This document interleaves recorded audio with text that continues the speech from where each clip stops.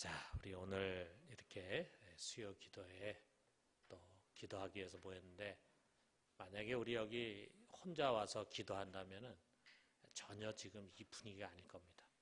우리 옆에 있는 사람으로 인해서 우리가 함께 더 풍성한 은혜를 누리는 것 같아요. 자, 우리 옆에 있는 사람에게 오늘 은혜 많이 받으십시오. 같이 한번 덕담으로 인사하도록 합시다. 예.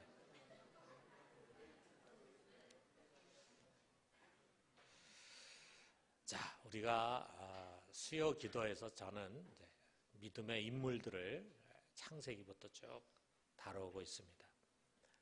지난번에 갈렙에 대해서 이제 제가 하고 몇 주 동안 여기 서질 못했습니다. 자, 이스라엘이 드디어 가나안에 정착을 했어요. 시간이 흘러가면서 여호수아와 갈렙과 그 시대 사람들이 이제 다 죽었습니다. 그리고 그 후대 사람들은요, 점차로 하나님을 모르는 자들이 되었어요. 하나님을 잊어갑니다. 그러면서 어떻게 됩니까? 하나님을 잊으면은 진공 상태가 되는 게 아니에요. 거기에 반드시 무엇인가 흘러 들어오는데, 그 가나안 족속들을 따라서 그들이 섬기는 바알과 아세라 우상을 섬기는 자들이 됐어요. 영적으로 타락하는 거죠. 자, 그래 되니까 하나님이 그의 사자를 보내서 몇 차례 경고를 합니다. 그런데 이스라엘이 듣지 않아요. 그러니까 하나님은 어떻게 합니까? 이스라엘 주위의 이웃 나라를 강성하게 해가지고 그들로 하여금 이스라엘을 쳐들어와가지고 이스라엘을 지배하고 그들을 괴롭히게 하는 거예요. 그러면 그 고통 속에서 이스라엘의 학대를 견디지 못하고 하나님 앞에 부르짖고 회개하고 돌이키고 살려달라고 간청을 하게 되면은 하나님이 사사를 세워가지고 그를 통해서 이스라엘을 구원하고, 그리고 이제 그 사사를 통해서 믿음의 통치를 또 하게 합니다. 그래서 어느 기간 동안은 또 이스라엘이 평안해져요. 이스라엘이 평안해지면은, 이상하게 사람이 편해지면은 또 죄가 슬금슬금 떠오르기 시작하는 거야. 그래서 또 다시 우상을 섬기게 돼. 그러면 또 하나님이 다른 나라를 또 이렇게 세워가지고 이스라엘에 쳐들어와서 그들을 괴롭히게 됩니다. 자, 이런 사이클이 사사기에 모두 7번이나 반복이 됩니다. 오늘 이제 우리 이번 사사기에서는 딱 한 사람 기드온만 우리가 다루고 넘어가도록 하겠습니다. 자, 그런데 이 기드온이 등장하는 것은요, 미디안이라고 하는 나라가 이스라엘을 지배하고 괴롭힐 때요. 여기 설명을 보면은 이 미디안 사람들은 파종할 때, 씨를 뿌릴 때, 그때가 되면 꼭 올라왔는데, 꼭 메뚜기 때 같이 쳐들어와서는 이스라엘에 먹을 식량, 양이라든지 소라든지 이런 것들을 싹쓸이 해가지고 가는 거예요. 그러니 이제 파종을 했으면 걷어들이려면 아직도 한참을 남아있는데 그 사이에 먹을 것이 없는 거예요. 그러니까 얼마나 괴로웠겠습니까? 굶주림과 궁핍이 가득 차서 그들이 이제 견디지 못해 하나님께 부르짖는 거죠. 자, 그런 가운데 이제 하나님이 기드온을 이제 사사로 세우십니다. 자, 이 사사로 부름받은 기드온이 이스라엘 전역에 이제 미디안과 싸우기 위해서 군대를 모집하는데 모아진 사람 보니까 3만 2천 명이 모아졌어요. 그런데 하나님이 너무 많으니까 그들 중에 두려워하는 사람이 있을 거다. 억지로 온 사람이 있을 거다. 그래서 다 보내라. 그러니까 이 기드온이 그렇게 얘기를 했더니 그 중에 2만 2천 명이 떠나가고 10,000명만 남았어요. 그래도 10,000명 그래도 이렇게 마음에 담대함이 있고 사명감이 있는 사람이겠죠. 근데 하나님이 그것도 많다. 그래서 이 사람들을 하여금 다 강가로 데려가서 물을 먹게 하는데 물을 먹는 방식에 따라 둘로 나누는 거야. 대부분 사람들은 무릎을 꿇고 그 강에다가 이제 입을 대고 물을 먹는데 딱 300명이 이렇게 물을 손으로 떠가지고 이렇게 핥아 먹는 거예요. 제가 생각할 때는 이 300명은 성격이 좀 소심한 사람들 같아. 근데 하나님이 나머지 사람들은 다 돌려보내고 요 300명만 데리고 이제 미디안하고 싸우게 합니다. 뭐 미디안이 정확하게 몇 명이나 되는지 모르지만 수십만 명 됐을 것 같아요. 수만 명이나 수십만 명 됐을 것 같아요. 자, 그런데 기드온이 이 300명을 데려가는데 항아리와 그다음에 횃불을 들고 갑니다. 횃불을 항아리 속에 숨겨가지고 가까이 가서 거기서 항아리를 부수고 소리를 지르고 나팔을 불고 횃불을 막 흔들면서 했는데 그것이 이 미디안의 진지를 어지럽혀가지고 그들이 막 서로 싸우고 이렇게 하는 가운데 큰 혼란에 빠져서 결국은 이제 이스라엘이 대승을 거두고 이제 미디안의 속박에서 완전히 벗어나게 되고 그래서 이제 기드온이 다스리는 평화로운 시대가 되었다라고 하는 것입니다. 자, 우리가 이 기드온 사건 잘 알고 있는데 이 속에서 하나님이 주시는 두 가지 메시지를 돌아봐요. 첫 번째 뭐냐면 스스로를 작게 여기는 것이 은혜다라고 하는 거예요. 여러분, 여호와의 사자가 갑자기 기드온에게 나타났어요. 그리고 그에게 말합니다. 12절 보니까 큰 용사여 여호와께서 너와 함께 계시도다. 기드온을 큰 용사라고 말합니다. 그 다음에 14절에 보니까 너는 가서 이 너의 힘으로 이스라엘을 미디안 손에서 구원하라. 내가 너를 보낸 것이 아니냐. 이렇게 이야기를 합니다. 그랬을 때 기드온의 반응이 바로 15절에 나와요. 오 주여 내가 무엇으로 이스라엘을 구원하리이까 보소서 나의 집은 므낫세 중에 극히 약하고 나는 내 아버지 집에서 가장 작은 자니이다. 자기가 가장 작은 자다. 우리 집안은 므낫세 지파 중에서도 아주 작은 집안이고 그 집안 안에서도 나는 가장 작은 자다. 하지만 아마 하나님이 이 기드온을 여러 사람들이 특별히 기드온을 찾아간 것은 그가 이처럼 겸손하고 순전한 사람이었기 때문에 다른 사람보다도 그를 찾아갔을 것이라 이거예요. 여러분 우리가 성경을 읽어보면요 하나님이 좋아하는 유형이 있잖아요. 유형. 그 유형을 우리가 잘 파악하는 게 필요해요. 근데 하나님 좋아하는 유형 어떤 사람을 하나님 좋아하느냐 자기를 약하다고 생각하고 자신을 작다고 여기는 그런 사람을 참 하나님이 귀하게 여기십니다. 그리고 그런 우리를 쓰려고 하십니다. 여러분 우리가 모세를 한번 생각해 봐요. 모세는 애굽의 왕자로 있으면서 그 당시 최고의 권력을 가지고 그리고 많은 학문도 하고 말도 잘해 언변이 뛰어난 사람이었어요. 그러면서 모세가 생각을 했어요. 이 고통받는 우리 동족 이스라엘을 구원할 사람 아무리 둘러봐도 나밖에 없다. 아마 이때를 위해서 하나님 날 세웠나 보다 이렇게 생각을 했어요. 그런데 하나님이 그런 모세를 쓰지 않았습니다. 오히려 그가 도망가가지고 미디안 광야에서 야인으로 40년 살면서 낮아진 다음에 비로소 하나님 그에게 나타났어요. 그리고 이제 내가 너를 애굽으로 보내서 이스라엘을 구원할 것이다. 이렇게 모세에게 얘기했을 때 모세가 보인 태도가 어떤 것입니까? 출애굽기 3장 11절에 보니까 모세가 하나님께 아뢰되 내가 누구에게 바로에게 가며 이스라엘 자손을 애굽에서 인도하여 내리까. 또 4장 10절에 보면 주여 나는 본래 말을 잘하지 못하는 자니이다.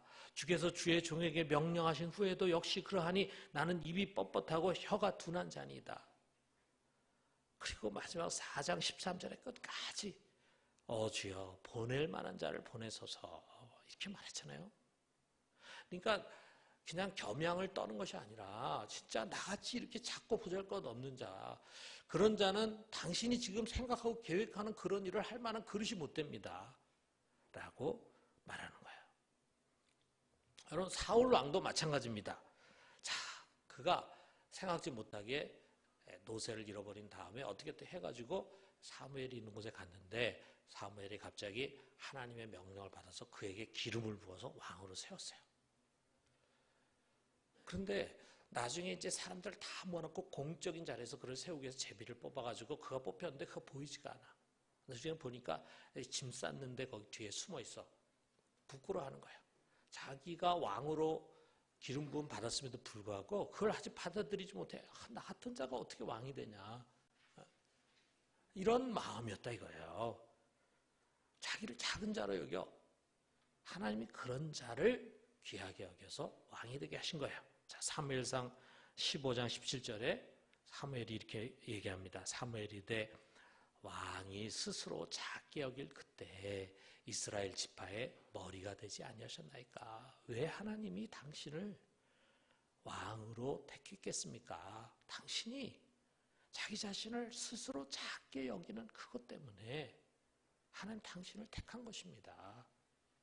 스스로 자신을 작게 여기는 그 자리,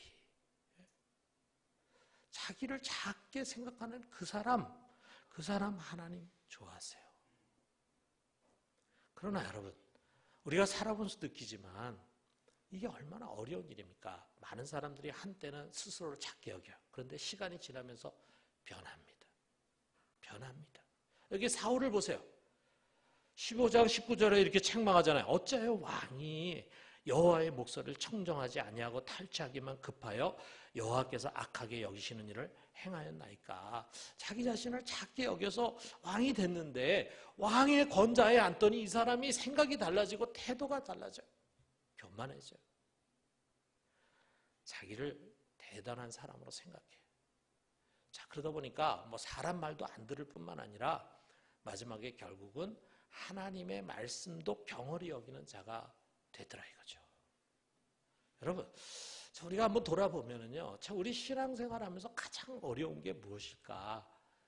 변함없이 자기 스스로를 작게 여기는 거예요.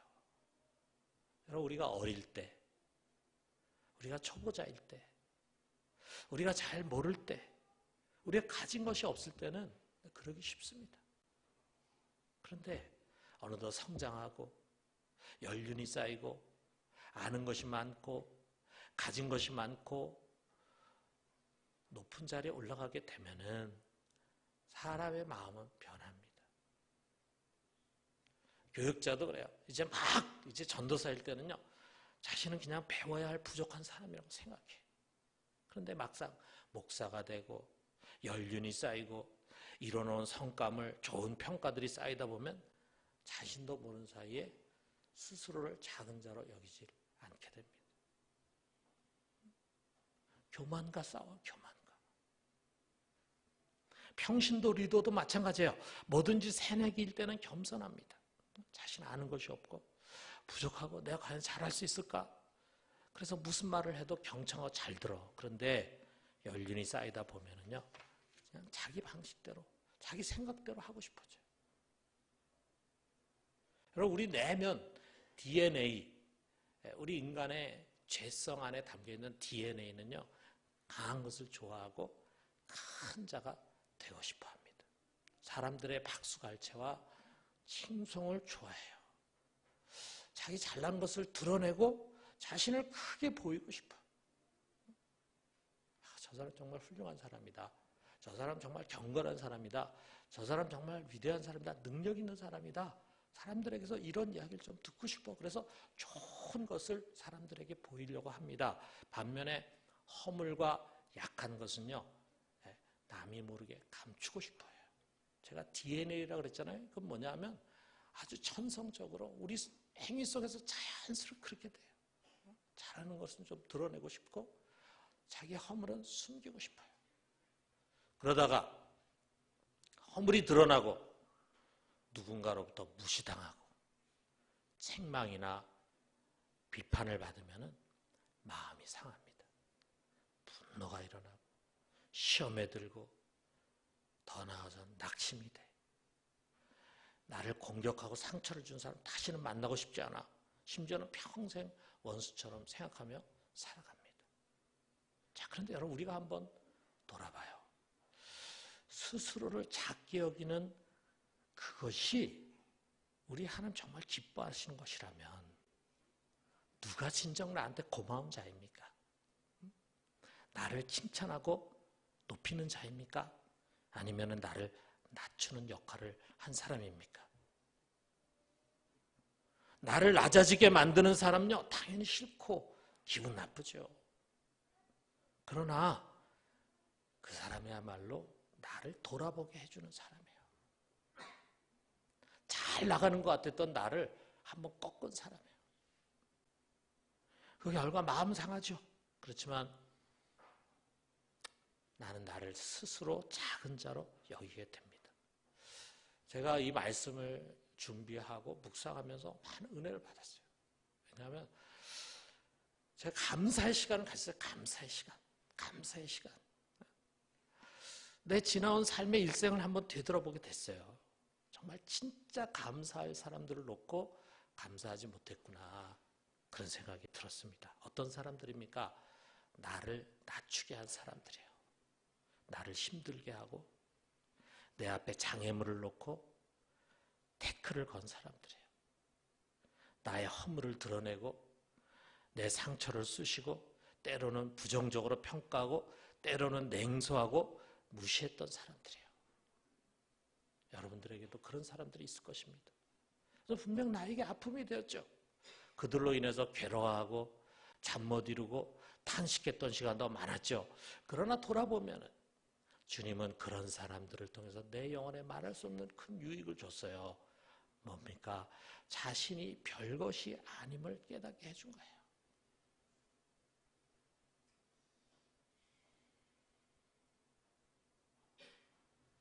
만약에 내가 늘 형통하고 원하는 것을 다 이뤘다면 나는 나 스스로를 대단한 자로 여겼을 것입니다.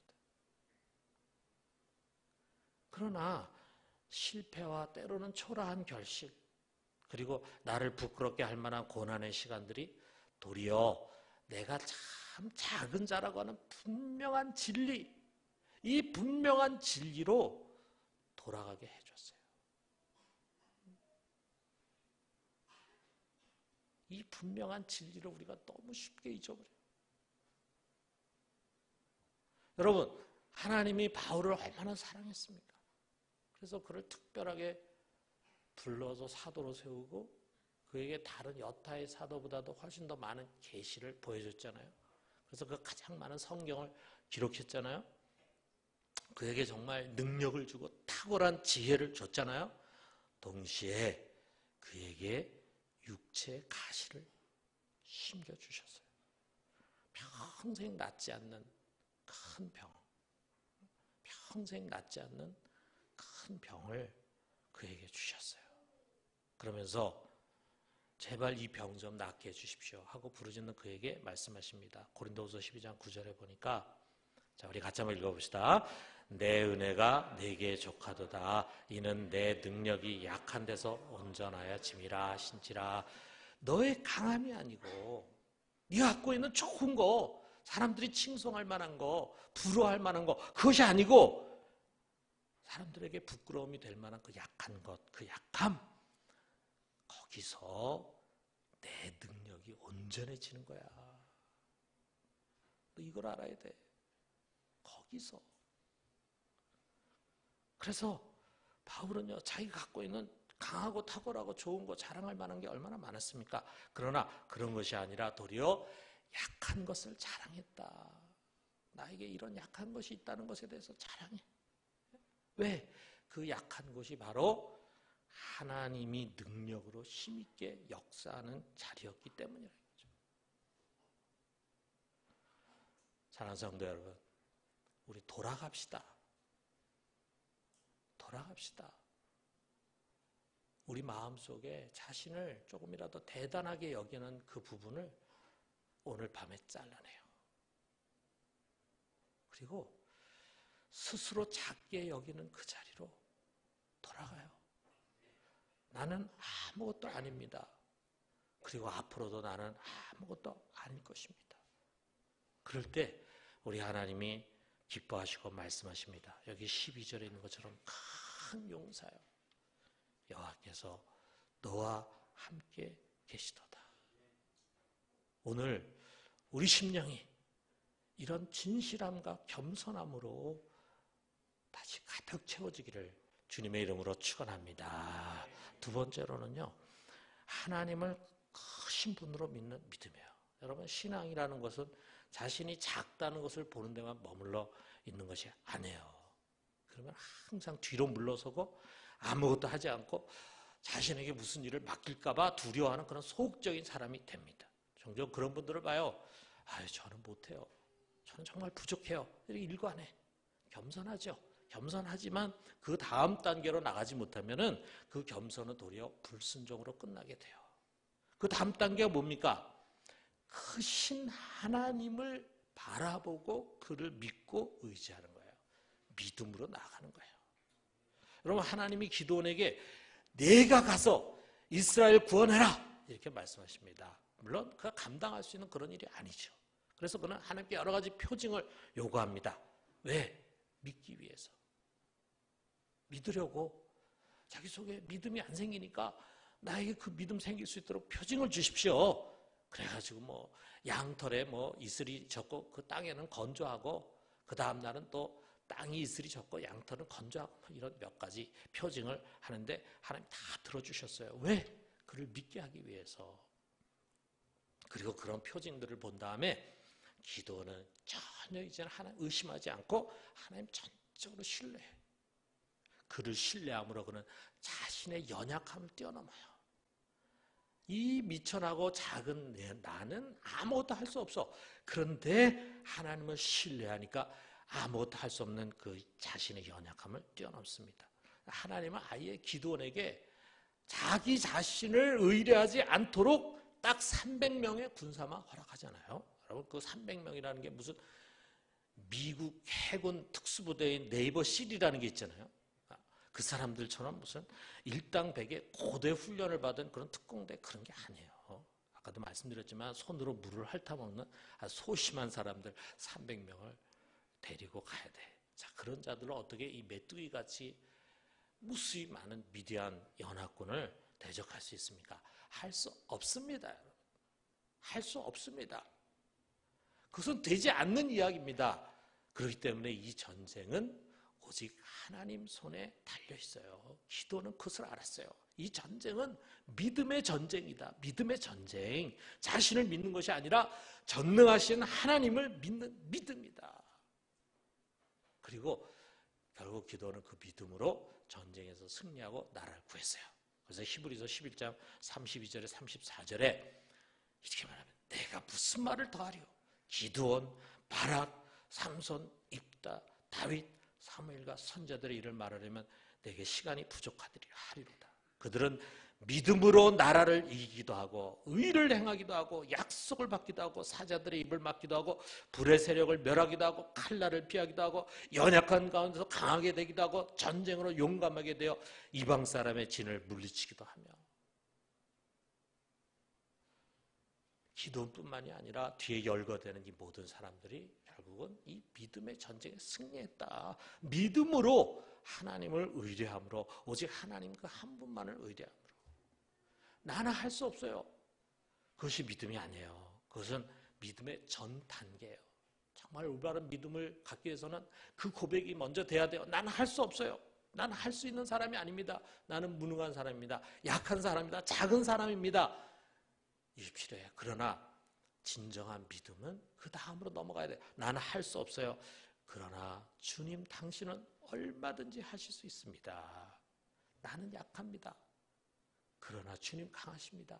나는 지극히 작은 자입니다. 그러나 당신은 크고 위대하신 분이십니다. 이것입니다. 당신은 300명으로 수십만 대군을 물리치고 홍해를 갈라서 길을 내시고 반석을 쳐서 물을 내고 사막 한가운데 강을 내시고 오병이어로 5,000명을 먹일 수 있습니다. 당신은 얼마든지 기적을 일으킬 수 있는 분입니다. 이것입니다. 아브라함도 이 믿음 보여줬어요. 로마서 14장, 로마 4장 17절 18절 보니까 자, 우리 같이 한번 읽어봅시다. 그가 믿은 바 하나님은 죽은 자를 살리시며 없는 것을 있는 것으로 부르시는 이시니라. 아브라함이 바랄 수 없는 중에 바라고 믿었으니 바랄 수 없는 중이라는 그 말은 나의 현실은 전혀 이것이 이루어질 수 없다. 300명은 수십만 명을 이길 수가 없습니다. 그것이 현실이에요. 그렇지만 주님은 하실 수 있습니다. 이것을 바라고 믿는 거예요. 여러분, 지금 우리가 살아가면서 얼마나 많은 벽에 부딪힙니까? 우리가 생각해봐도 우리의 이성적인 계산으로도 문제 해결될 길이 없어요. 우리는 할 수 없어요. 우리 현실은 불가능해요. 그러나 하나님은 하실 수 있습니다. 여러분 이거 믿으십니까? 우리 하나님은 하실 수 있는 분이에요. 그 하실 수 있는 분을 우리가 아버지라고 부르잖아요. 여러분 안에 이 믿음이 지금 살아있습니까? 우리가 종종 실종 광고를 봅니다. 가끔 벽보에 붙어 있는 거 보면은 이런 게 있잖아요. 개를 잃어버려가지고 애타게 찾는 그런 광고도 있고, 치매에 걸린 어머니가 집을 나가서 그 어머니를 찾는 그런 광고를 종종 봅니다. 여러분, 우리도 오늘 실종 신고를 해야 되지 않겠어요? 무슨 실종 신고입니까? 믿음을 찾습니다. 오래전에 집을 나갔습니다. 다시 꼭 찾아야 합니다. 믿음의 실종. 우리가 믿지 못해. 벽에 부딪혔어요. 믿음이 없는 처음에 기도원의 모습처럼 할 수 없다는 이야기만 하고 있어요. 나는 할 수 없지만 그런데 하나님도 할 수 없냐 이거죠. 주님이 제자들에게 하셨던 그 책망, 여러분 오늘 우리가 들어야 하지 않겠습니까? 어리석은 자요, 어찌하여 의심하였느냐. 내 믿음이 어디 있느냐. 내 믿음이 어디 있느냐. 무엇을 보고 두려워하느냐. 내 믿음이 어디 있느냐. 여러분, 하나님은 이 기도원의 표징보다 더 확실한 표적을 우리에게 이미 주셨어요. 성경 속에 수많은 기적을 우리에게 주셨어요. 우리는 그것을 다 믿습니다. 어제만 일어난 일이 아니라 그것은 오늘도 내일도 일어날 수 있다는 것을 우리는 믿고 있어요. 나아가서 모든 표적 위에 표적이 있어요. 그것은 바로 십자가입니다. 십자가. 여러분과 내 속에 십자가가 있어. 그 십자가 하나님의 최고의 능력이면서 동시에 우리에게 대한 변하지 않는 사랑에 대한 확증이에요. 그것은 기도원의 양털 표적과는 비교할 수 없는 완전한 표징인데, 그 완전한 표징이 여러분과 내 속에 있습니다. 우리가 기도원이 몇 가지 표적을 가지고 본 다음에 하나님을 더 이상 의심하지 않고 끝까지 신뢰했는데, 이 확실한 십자가의 표적이 우리 속에 담겨져 있는데 왜 우리가 의심합니까? 그러므로 우리는 십자가를 붙들고 다시 완전한 믿음으로 나아갑시다. 주님, 저는 할 수 없습니다. 저는 주님이 아시는 것처럼 정말 약하고 보잘것없는 작은 자에 불과합니다. 그러나 당신은 하실 수 있습니다. 당신은 크고 위대한 분이십니다. 주여, 나를 보내소서. 내가 순종함으로 당신의 의의 도구가 되겠나이다. 장벽에 부딪히고 장애물을 만나고 고난과 위기를 만난다 해도 300명의 군사로 수십 명의 미디안을 이기게 하신 주님으로 말미암아 나는 넉넉히 이길 것을 믿습니다. 여러분, 이 믿음이 다시 우리 속에 불일듯이 일어나기를 바랍니다. 여기 16절의 마지막으로 여호와께서 기드온에게 말씀합니다. 내가 반드시 너와 함께하리니 네가 미디안 사람 치기를 한 사람 치듯 하리라. 수십만 명이 아니야. 한 사람이야. 너 300명 가지고 한 사람 어렵지 않잖아. 여러분, 오늘 밤에 우리가 믿음의 기도를 올릴 때 우리 앞에 있는 미디안들이 한숨에 날아가고 승리의 깃발을 꽂는 그런 역사가 일어나게 되기를 주님의 이름으로 축원합니다.